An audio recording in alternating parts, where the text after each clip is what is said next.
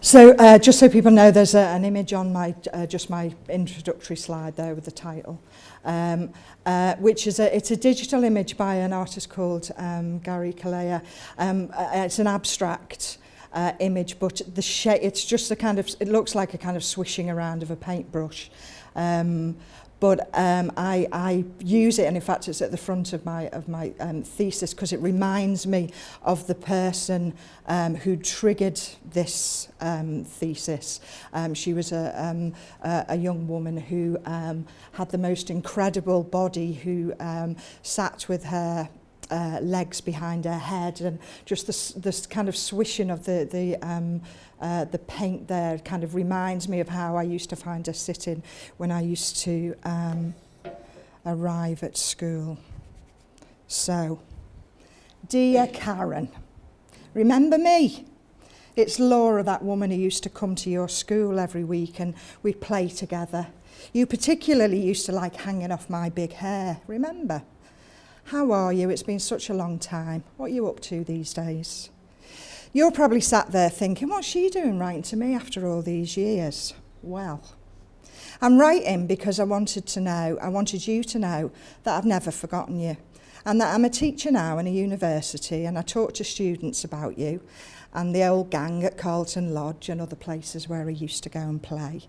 I particularly wanted to write to say thank you for having been in my life, because over the last 5 years I've been doing some serious thinking and writing about this weird label that people use when they talk about you, and Stephen and Sonia and Umang, PMLD.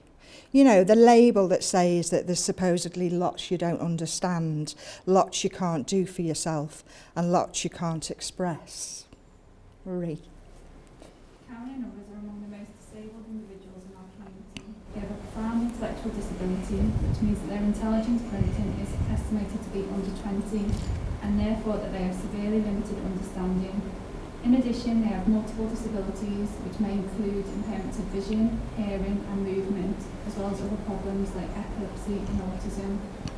Karen and most people in this group are unable to walk unaided, and many have complex health needs requiring extensive help.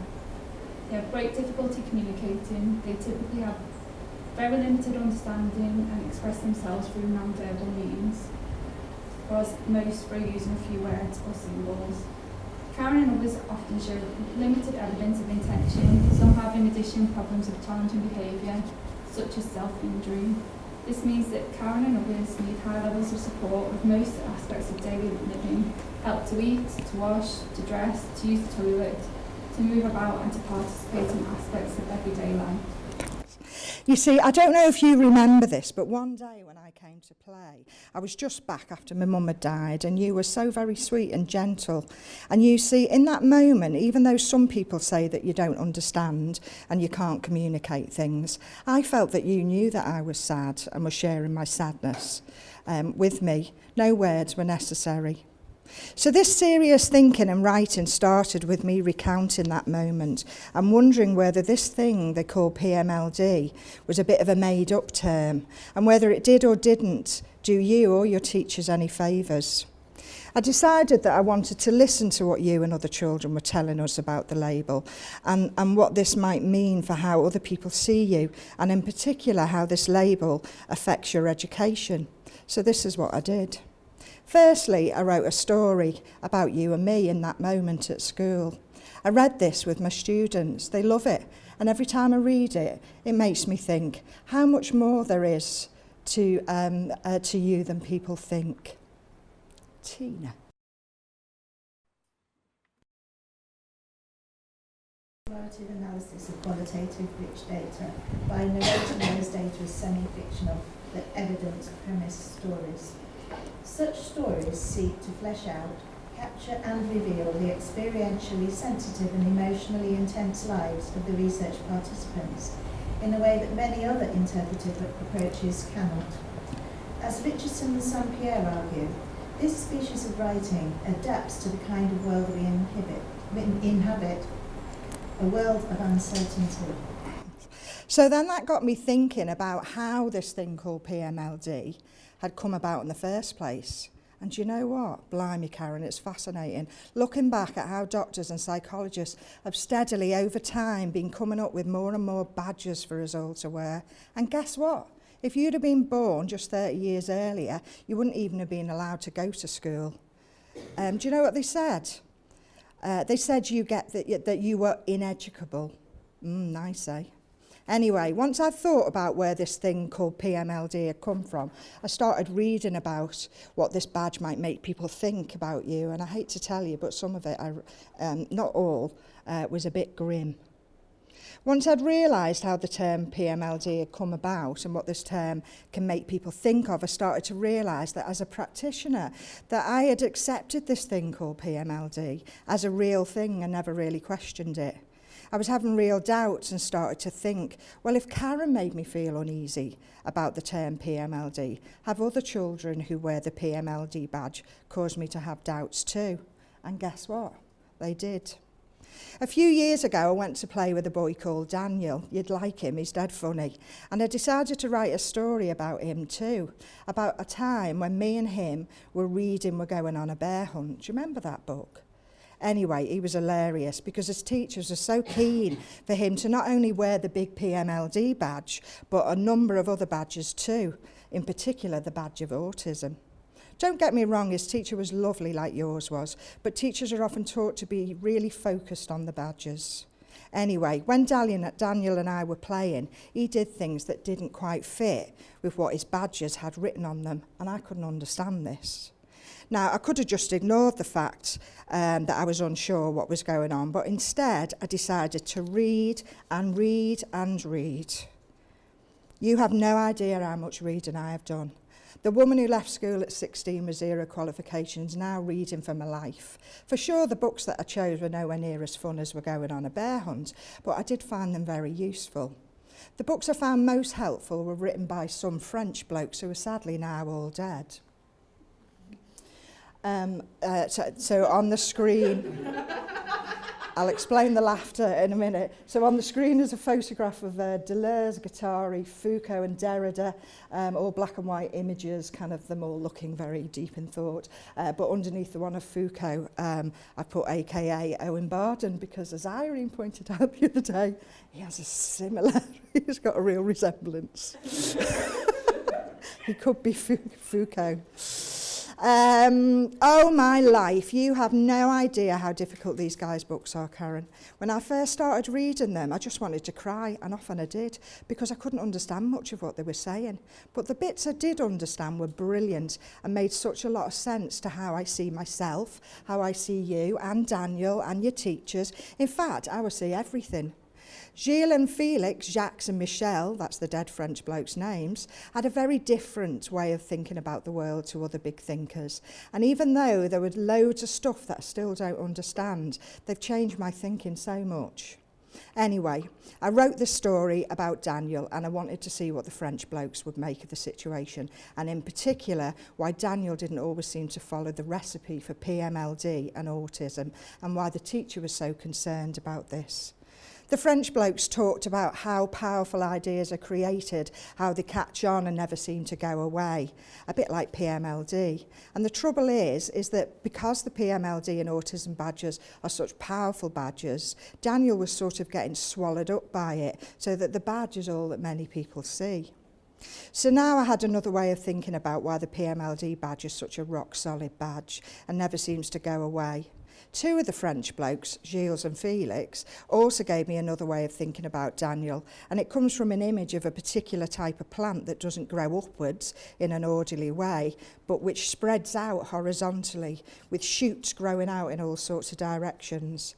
And this plant reminded me of you and Daniel, and how you're not these neat little packaged children growing in an orderly way.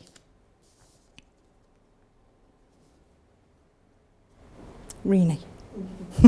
Story 2 raises questions about the reification and categorisation of abnormalities and how these influence pedagogical practice.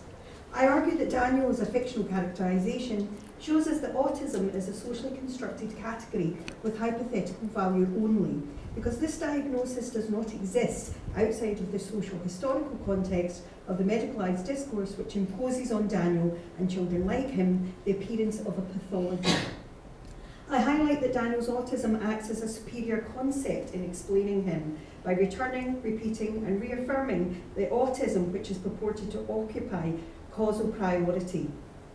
It's ultimately the problem. And to be at the centre of Daniel as person. He can't help it, he is autistic. Teachers and others close to Daniel will inevitably exclude and sequester alternative interpretations of him. Furthermore, I highlight how empirical refutations of his diagnosis, clear examples of behaviours that contravene his diagnosis, are subsumed back into that superior concept by a process of subcategorisation. Daniel was simply nudged into the adjacent bracket of atypical autism. So what next? Are you still awake, Karen? Well, I started to worry that I was the only practitioner who'd got any doubts about the PMLD badge, so I decided to ask some teachers what they thought. I went to a school a bit like the one you used to go to, and I got to know some of the children who were said to have PMLD and their teachers. One day the staff had an inset day and I was able to sit and chat with them about what they thought about this PMLD badge. Some of them thought that it didn't always fit the children they worked with. They thought that there were times when the children did things that the PMLD badge said they shouldn't have been able to do. Many of them also thought that the idea that you have lots of difficulty in understanding the world was nonsense, and they agreed with me that nobody knows what anyone else is thinking. I then read them the story of you and me. Yeah, you're famous. And I asked them what they thought. What I found really interesting was that some of them were able to tell me about times when they were working with children, and even though children didn't speak, the staff just seemed to know what they were feeling or what they wanted, a bit like telepathy. Anyway, they told me how they often felt that they didn't need the children to answer them back in order to feel connected with them, and that even though children with the PMLD badge are said to have little agency, that just means make decisions and act on them. They felt that they didn't need spoken words to show that you were thinking and learning at school, and that your very presence automatically influenced things in the classroom. One of the staff told me that sometimes when she was given this little girl that she worked with, Lola, you'd love her too, she's obsessed with all things polka dots, like me. Actually, didn't you used to have a pair of spotty leggings? Anyway, she was given Lola a choice between two things. That was one of her targets. Even though Lola didn't always indicate a choice in the way that she was meant to, which was eye-pointing, in the moments that they shared together, it almost didn't matter. She felt as though she often guessed right as to what Lola was choosing, even though Lola wasn't necessarily staring at one thing longer than the other. And it wasn't that this teacher couldn't be asked to try and get Lola to be accurate. She said it was because there seemed to be a much bigger and deeper connection between her and Lola, and that communication between them was so much more than her spoken words and Lola's eye pointing. And I knew exactly what this staff member was saying, but I was at a loss as to what might be going on. So what do you think I did? You guessed it. I wrote a story about it, and I turned back to the beloved French blokes. Do you remember when I first came to your school, I had to assess you all, what you could understand, words, pictures, symbols, what you were able to express, signs, gestures, facial expression? Well, these French blokes reckon that this is all a bit too simple. Quelle surprise. You see, the typical way of thinking about communication, I have a thought, I turn that thought into language, I turn that into speech, and then I articulate it, was another one of those things that I just accepted, because this is what I was taught at university. The problem for me was that this wasn't able to explain the moments between me and you, between Daniel and Kate, and Lola and Francesca. Again, I could have just ignored the holes in our ideas, but I think you're worth more than that, so I've learnt to go looking for other ideas. So the French blokes, they think we all have a lot more going on under the surface, and that everything that is in this world and our lives are made, and everything that our lives are made up of can't possibly be captured in words, written or spoken. Ella. Story 3 explores the relevance of the concept of the body without organs, brackets Toulouse and Guattari, to classroom and professional communication with children said to have PMLD, and I iteratively build on the concept of the voice without organs. Our conventional verbal communicative modality of intersubjectivity presupposes a private interior psychic life of the subject, which interprets and conveys external information via speech and listening with other private psyches. I argue that in the classroom / world of appearance, with its normative prioritisation of speech, talker, signifier, listener and sign, the, quote, PMLD child is, quote, desubjectivised. She is an abnormal in this context because she expresses herself through howls and, quotes, language without articulation. Thank you. So going back to my meeting with the teachers and teaching assistants, one of the things that some of them didn't agree on were all the targets that are set for you at school. Some felt there were too many, others felt that they were necessary. Some of the staff just liked being with the children, while others felt they needed to be more productive, you know, doing stuff. It's difficult, isn't it? I know when I used to visit you to play, I used to worry that I wasn't being seen to be doing much with you and others. And on some occasions, I'd be sat there waving some various sensory equipment at you thinking, what the bloody hell am I doing here? I pondered on this, wrote another story, and returned to the French blokes. They said that if we insert too many things like programmes and plans and targets, they call them striations, or that we are not flexible enough with the things that we do, that we put in place, then it becomes less likely for staff to be able to see the things that you do that the PMLD badge says you shouldn't be able to do. I've been thinking about these as leakages. It's like you spilling out of a PMLD container. Here's a picture of you leaking out of a PMLD container, lol. It's just a scruffy drawing of a little girl with like a big can on front with the label I am PMLD. Now, where are we? Okay, so have you ever heard of a nomad? Not the Marvel comic character or Fair Trade Clothing Company. Well, in case you haven't, to put it simply, it's someone who roams from one place to another.